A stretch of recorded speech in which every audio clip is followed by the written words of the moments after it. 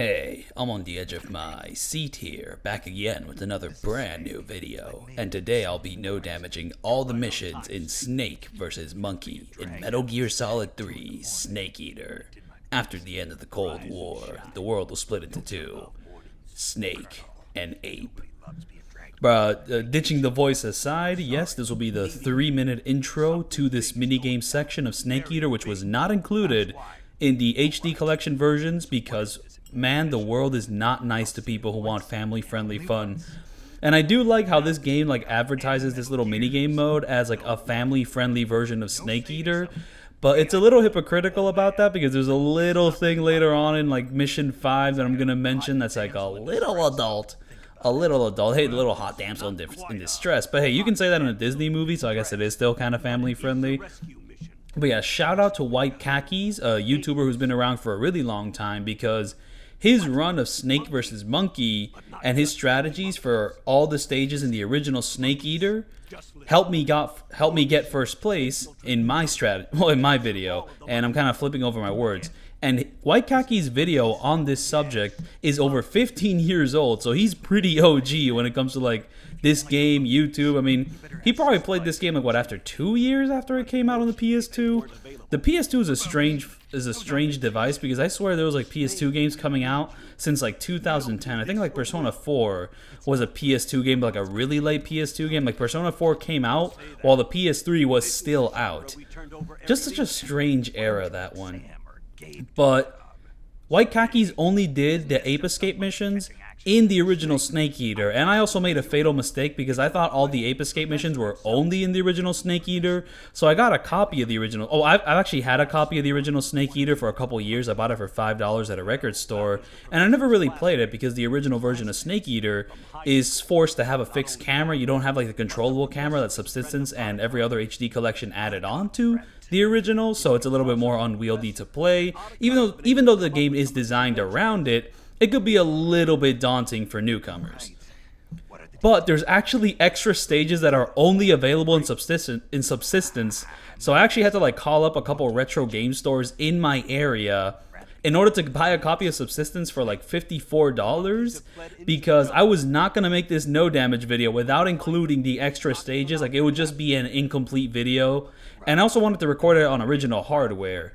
I am recording this on an original PS2 at its original resolution, except I upscaled the resolution natively using a device called the RetroThink 5X. I've been using this for like the past couple games. I used it for my Ice Age 2 no damage. So I upscaled the game to 1440p using like experimental hardware update. I hope some of that makes sense. Just look like the RetroThink 5X. It's a really great upscaling device if you're into that sort of thing. A bit pricey, but it is probably the best one on the market. And it's very, very niche. So, you know, whatever. It helps me a lot for my no damage videos, just kind of recording like OG hardware, just not always relying on emulation upscaling, which has a bit of a different look and feel, like not so much OG. Like sometimes people will be like, oh, I can't believe PS2 games look this good, and they show like a 4K upscaled like version of the original game. And the worst part about their upscaling is that they take a game that was like like in an aspect ratio of like 4:3, and they stretch it out to 16:9, and everyone just looks fat. They just like upload a screenshot of the game where they made every single character like way fatter than they used to be because the game's not 16:9. There are PS2 games that do have a 16:9 aspect ratio, like you can change it in the options menu, but there's a lot of PS2 games that just are not 16:9, and people just upload 16:9 like screenshots because they stretched it out in like the PS2 emulator, and it looks disgusting, man. It looks terrible. It's like 16:9 Simpsons episodes, like the old ones. Like Disney Plus tried to run that shit, and everyone complained because it ruined the jokes. Anyways, my strategies, which I got from other people's strategies, I hope they're self-explanatory enough from just watching my footage. One thing I will say about doing this no damage, and also during this no damage I will be getting first place in every single mission, which means doing it as fast as possible, is that I didn't really need to write down notes for any of these sections. Like there's certain games, I remember no damaging the original Silent Hill 1 and 2, I had to write down notes for like directions on where to go, but like each of these stages is like small enough and compact enough that you don't really need to write down notes on where to go. But if you're having trouble remembering the steps, you know, write down some notes, get some flashcards, you know, it'll help you out if you're trying to do the same things I'm trying to do. And also, I've like replayed Snake Eater like 8 to 9 times. I know these areas like pretty well. I'm no speedrunner, mind you. I'm still like a novice when it comes to speedrunning, but I'm familiar with this game. This is like one of my all-time favorite games. Probably my favorite Metal Gear Solid. And it's really, really sad that these missions did not make their way into the HD collection because I believe like the copyright in the Ape Escape brand just doesn't work out. So yeah, can't include it in the Xbox 360 version. And I guess when it got ported over to like Nintendo consoles, yeah, Nintendo does not own Ape Escape, so they just can't be there. It's just a weird ass situation where they just can't have these missions anymore. However, the one sad thing about these missions in the original game is that there's just not that many of them. I would say that Metal Gear Solid 2 has a lot more expansive side content with its VR missions, while Snake Eater, it's a little lacking when it comes to like the optional content, because there really isn't much. There's a bit in the original like PS2 and Subsistence versions. There's like a dual mode where you can replay the boss fights to your leisure. There's this mode here, but nothing as insane as the amount of VR missions that are in Metal Gear Solid 2. But then again, a lot of those Metal Gear Solid 2 VR missions are padded out as fuck. Like there's a lot of repeated missions because there's like a lot of like characters that just do the same thing which other characters do, but there's still like a ton of original stuff. You remove all the fluff. Like there's still a lot of stuff. I think the most notable thing about this stage in particular is that one monkey that's like all the way on top of the mountain. I think he's like the 4th or 5th monkey I got, or the 6th monkey I got in this level, or ape. He's just, it's only like the blue thing that's visible on top of his head. Like you have to get in like a really weird angle. And once you get in that weird angle, he's still not that visible. That guy's a pain in the ass to memorize. Like it's actually so easy to forget about him. Also, another thing which makes these levels easier, and I will be taking advantage of this thing I'm about to mention in like I think the next level or the next level. Most of these levels you kind of have like a motion sonar, and you can just kind of like click it to go bing, bing, bing, and that helps you a lot with like locating the apes and all that. But a lot of this is kind of like muscle memory, like location memory, so on and so forth. I love this dude with the broccoli things. However, I will say I am an Ape Escape, not even novice. I have never played an Ape Escape game, so I can't tell you anything about the lore of those games in relationship to the way they're used in this level. And I gotta shout out another YouTube, which he has a bit of a hard name to pronounce. Also, I love all these little names, like the way these little movie references, Dawn of the Apes. Like that's a zombie thing, except now we have Dawn of the Planet of the Apes, so I guess it's kind of referencing that now, like retroactively. I don't know if retroactively is the right word. There's a better word for that. Anyways, the YouTuber I want to shout out is Derf Sonic Gaming for his strategies for the Shagohod level, which that's the 6th level of the game. Also, the way I'm like cutting these videos together, like the intro to these levels and like my attempts where I'm actually successful were actually different videos, so I kind of like spliced them together. But I pretty much like sliced them like at the exact moment where like the countdown reaches 1. But what I realized is that like the camera in the retries and the camera when you first do the level and you watch the entire intro, they're slightly different. So there's like a weird like disconnected like jumping. There's like kind of like a jump cut of some sort. So if you're wondering what that's all about, that's what it's about. That's me splicing the videos together. Like I don't know of a better way to do it. I really like the beginning of this level because it's pretty easy. You just kind of like go around this building to the ladder. By the time you reach the ladder, you should have 4 monkeys. Get this dude on the roof here, and then after you get the dude on the roof there, I probably know this level better because it is a really nice level. It's got a great flow. You jump on this thing. You wait for like this one monkey to come across the corner. He's a pain in the ass, dude, because it's like if you shoot that monkey like too early and you have to still wait for that guy, like the monkeys might recover a little bit too quickly. So when it comes to stealth, these monkeys have like way worse line of sight than like any Metal Gear Solid enemy in the entire franchise. Like, these guys are oblivious as hell, which is great because if they had actual smart AI, it's not like Metal Gear Solid enemies always have the smartest AI. Like even Snake Eater enemies are pretty oblivious, but these guys are even more oblivious. So yeah, that little crowd there, just throw a stun grenade in the middle of the room and just collect all the apes right now. However, for the final level, I can't really shout out any YouTuber because I did the final level myself completely. I literally did it on my first try because I was just kind of like, you know, spamming the sonar radar or whatever, and I just ended up getting first place. Like, it was not that hard. While some of these other levels, it could be a little bit tight, like actually getting the first place time. So you kind of have to get like the monkey there, there's a monkey up here, and then after that there's 2 more monkeys. There's like one monkey that's just kind of hanging on a branch somewhere, and then there's another monkey that's at the top of the stairs. And yeah, that pretty much rounds out this level. It's pretty much like the prologue level. Very tight corridors. I remember this being like decently challenging. I will say, like, my first time playing Snake Eater, I did not like the game. Like, my first time playing Metal Gear Solid 2 and 3 was on the original, was on the Xbox 360. It was the HD collection version of those games, and the learning curve to get into, like, Metal Gear Solid 2 and 3 is actually pretty steep for new players. I went through that, like, in 2012, 2013, so on and so forth. So I imagine players nowadays are still going through that really intense learning curve, especially for Metal Gear Solid 2 and 3, because the controls for these games are like really weird and specific, but once you get used to them, they're beautiful. I love how these games control, but like it is a bit of a strange system when you're used to like how every other modern game controls, or how every game be like after Metal Gear Solid 4 controls, because that game adopted a more standard aiming system. And here we have, boom, little Snake, Snake. That's not how he sounds. He has a little British accent, the Liquid, but I don't know if he sounds like Snake. That's like Zoolander. What? I don't know where I picked that up from. This stage in the original Metal Gear Solid 3, like in the campaign, is probably one of the most interesting sections of the entire game, because it's probably like the first time where you're given like an optional sandbox objective, because when you're just running through the game, you could just ignore everything happening in the middle and just kind of like go around it, and you'll miss out on a lot of fun gameplay. Or you could try to like get some of the materials inside this base, inside some of the supply closets, and you'll have to like actually like play around with Snake Eater's like sandbox gameplay. You could like blow something up to distract the guards. You could blow up a helicopter so it doesn't show up later. Like, so much interesting stuff happens here.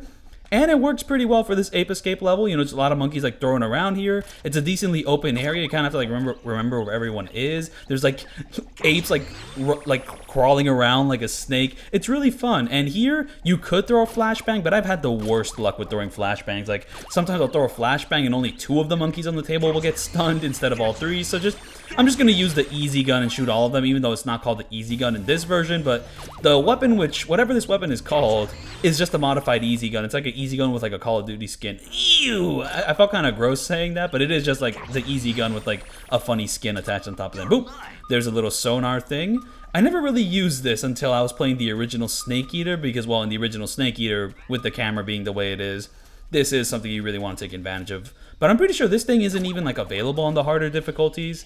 Like, I think you only have like the AP sensor on like some of the harder difficulties, but I think the hardest difficulty I played the original Snake Eater on was hard, because I only did like my first playthrough of the original game like a couple days ago for the very first time, and I'm happy I did it. Like, you know, I got to be more familiar with this game. I think one of the sadder things about Snake Eater, well, this is an idea which kind of like Apache Smash, a famous speedrunner of these games, has brought up, is that there really isn't a perfect version of Snake Eater. Like, there's the original, there's Subsistence, and then there's the multiple HD collections that have come after the fact. And well, there's the there's the 3DS version. It counts. The 3DS version is actually important in this, because every single version of these games has something which the other doesn't. And it just kind of feels like, it makes for an experience where you kind of have to play all of them to kind of get the little things that each one have. Mind you, if you play the HD collection version of Snake Eater, you're going to have a fantastic time, because that's the first time I played it, and it became one of my favorite games, like, straight off the bat. But there's, like, little things, like, well, the Ape Escape missions, boom, not in the original game. There's, like, a dream sequence, like, which is really strange, where you just kind of play a random, like, hack and slash. Like, it's a really cool sequence, and it's also not in the HD collection for who knows what reason. But the original versions of these games do run at 30 FPS, and the HD collection versions run at 60 FPS, so... And then the 3DS version is really weird and kind of janky, but that version has like higher res textures for the character models. That isn't really fully a positive thing, but the most positive thing about the 3DS version is that it kind of adopts Peace Walker control, so you have a crouch walk.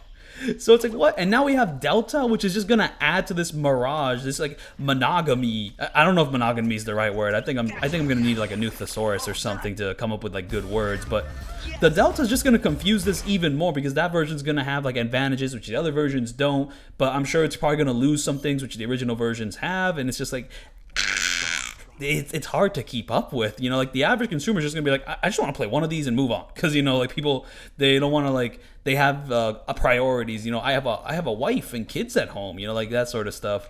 This is probably my favorite stage out of all of them, because there's one part of the strategy that's so cool and awesome. And thank you, White Khakis, for like doing this specific strategy, because it's like the coolest thing in the entire Ape Escape game. Okay, so like, most of this is pretty self-explanatory, but there's like one part which just kind of blew my mind. It just kind of made me appreciate Snake Eater even more. So yeah, monkey, there's gonna be a monkey in the hallway, boom. Pay attention to when I stop, like around these like hallways and all that, because it's very important, you know, like boom, there's gonna be an ape around there. get him. Then you're gonna go to that hallway, and there's gonna be an ape that walks into this hallway that's coming up over here. You know, get him, and very soon we're going to like come across the coolest thing in the game. And I have to mention one of my biggest like sorrows. I don't know if sorrow is the right word, but I had a huge struggle with this. Where basically, okay, so I beat all the ape escape missions. Like, I haven't done it yet. I'm gonna do it like after this level's over. See, this is what I'm talking about. They say it's family friendly. This monkey's getting excited over a pinup poster. What's up with that, man? Like, yeah, Metal Gear Solid does that, but Metal Gear Solid's not a family friendly experience like this snake versus monkey thing advertised it. But did you see that? I shot the monkey through the window and then jumped through the window. That's amazing. You can do this in the original game. You can just kind of like roll through these windows. I didn't know that. I didn't even know to take advantage of that because, well, that would just draw too much attention to yourself. But, like, genuinely, do people do this in speedruns? Because it is the coolest thing you could do. I love this so much. I love how, like, Snake Eater has so many, like, interactable elements that make for this kind of, like, sandbox, like, stealthy, like, gameplay. And when it comes to, like, these kind of, like, sandbox stealthy games is that there's so many options that a lot of them are kind of pointless to the average, like, player. But, like, for those who want to have fun and just kind of, you know, play in really creative ways, really stylish ways, Metal Gear Solid is fantastic with this sort of stuff. Like, I mean, in the original games, there isn't that much stuff. I mean, there is a lot of stuff. It's just that, like, Metal Gear Solid 2 onwards just adds more and more and more and more to the point where it's, like, really high-level play or, like, really skillful play is just beautiful. It's gorgeous to look at. And I'm not even saying my gameplay here is, like, high-level gorgeous play. Hell no. I'd have to, like, learn how to be blindfolded to, like, you know, really start playing artistically and all that. But something which I have to mention is that I did not know you have to beat the entire Snake Eater campaign in order to unlock all the Ape Escape levels. Because, okay, so for the original Snake Eater, I did a walkthrough of that for my channel, and then after the walkthrough I decided, you know, I might as well, like, no damage all the Ape Escape missions because I have this PS2 setup. It was actually very, like, clunky and awkward inside my room, but I have this setup before putting it away in, like, my closets. Well, closet's not the right word, my cabinets. Let's get something out of this, you know? Like, I already have all the recording software set up. Like, let's get something out of this. Let me no damage the Ape Escape missions. There's not that many of them. Let's do it. But while I was no damaging all of them in the original Snake Eater, I found out, oops, there's 2 extra levels, which are only the European and subsistence versions. And, well, I'm playing on original PS2, right? So the European version is a no-go because the PS2s are region locked. You know, it's a sad crime of, look at this. This is not family friendly. What are these? What are you trying to teach us, Snake? What is this? So, yeah, European version's a no-go, so I have to get subsistence, and I'm just lucky enough I actually had a retro game store which had it in stock. I called a couple places. Like, some people just don't have that opportunity, and even me, I have limited opportunities in comparison to other places, you know, so on and so forth. Life goes on, I buy it, and then, you know, after I do the 5 missions in the original Snake Eater, and then like, okay, let's do subsistence, I found out, oh, there's only 3 stages available, and you have to beat the entire game to unlock the rest of the missions. I was like, ah, because I was actually in a bit of a rush to do this, because I'm going to be going on vacation soon. I'm going to be going off the grid and all that, and I had like a day to beat Snake Eater and do these final 2 missions. I had a day. I'm recording this on that very same day. So on this day, I beat the entire Snake Eater campaign on very easy. It took me 4 hours, and like an hour and 30 of that was just me taking a break, like just doing stuff, like, you know, like helping out around the crib, eating a shawarma, shaving my face. However, I actually timed my eating of shawarmas and shaving my face to certain parts of the game. Like, in order to eat the shawarma, I waited until I reached the torture scene where like Volgan beats you and you have like a bag over your head, so like everything's like blacked out. Like, that scene is completely unskippable. It's an unskippable cutscene, so I thought, I'm just going to eat my shawarma during this. You know, boom. I hope speedrunners, like, learn from my tech here. And then when you reach, like, the railgun, like, you know, chase at the end of the game, you know, where, like, you're driving around in the bike and all that, I decided to just shave my face while that was happening because I was playing on very easy, and most of that just kind of plays itself as long as you allow the enemies to, like, shoot you the entire time. And, well, if I got the Cold War camo, that would also be way easier. However, I decided to go like lethal on Volgan because every time I play this game, I do non-lethal. But I was playing on very easy, and I was kind of in a rush. So I was like, "Fuck it, let's go lethal on Volgan." And it was actually tougher than I was expecting. But since every single boss fight has like such little health on very easy, the extra toughness didn't really like account for much. So yeah, I did not think I would be able to do it, but I did do it. I mean, hey, I guess all those replays of Snake Eater like really came in handy, and I did beat the game recently. just for like on the original game. So boom, I finally did it, and these 2 stages were not that hard. But this one is a bit of a pain in the ass because like you have to like draw out like 2 of the monkeys by going in front of the big like Shagohod monkey, which pretty much like causes an alarm, and the alarm makes them jump down from their very high places over here. Like this one is a pain in the ass. I hate that monkey because like you have to do this. Like you could use like stun grenades to kind of like alarm them. You can maybe like shoot the easy gun in a way which alarms them. I don't know. You just have to alarm this thing so it jumps down from there because you cannot climb up there.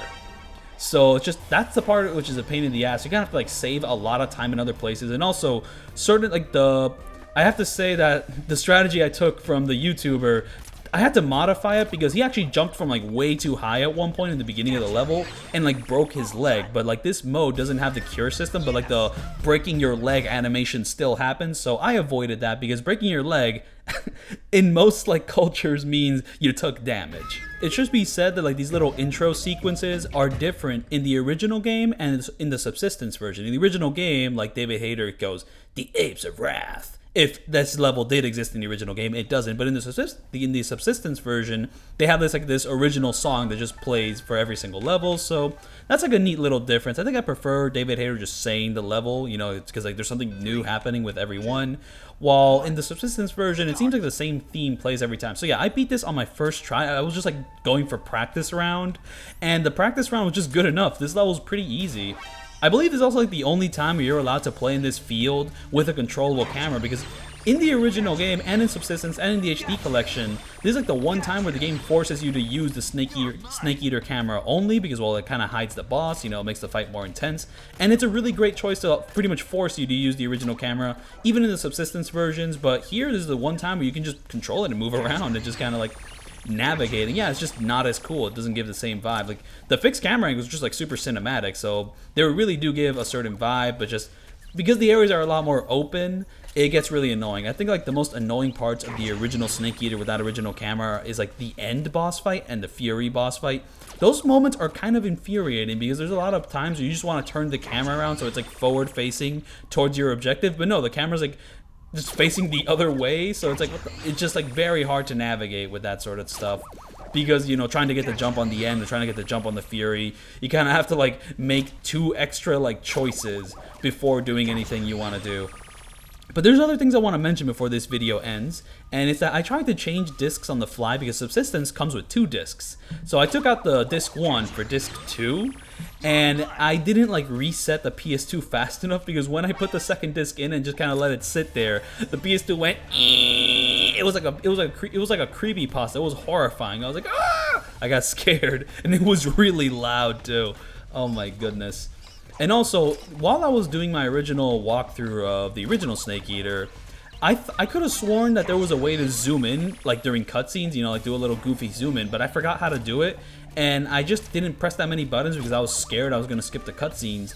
But while I was doing my little replay of, when I was doing like my Subsistence walkthrough just to do these final 2 levels, I found out that the button there is triangle. And I wonder, was that like zoom in feature available in the original version of the game, or was that only like a Subsistence thing? Because I remember something similar also existing in Metal Gear Solid 2, so it had to be in the original Metal Gear Solid 3, but just I didn't know it was triangle. But yeah, it's triangle. And I also found out that the cutscene that leads into the player choice to shoot the boss can't be skipped. Though that is spoilers for the end of Snake Eater, but if you're watching this, I feel like you've probably already beaten Snake Eater. I hope so. And yeah, this is the end of the video, but there's like one more thing I want to mention, and it's that when I went to go shave my face and I came back, Eva actually died from one of like the railgun chase things. But yeah, thanks so much for watching my No Damage All the Ape Escape missions, and I'll see you all then for my next No Damage. Peace out. Metal Gear!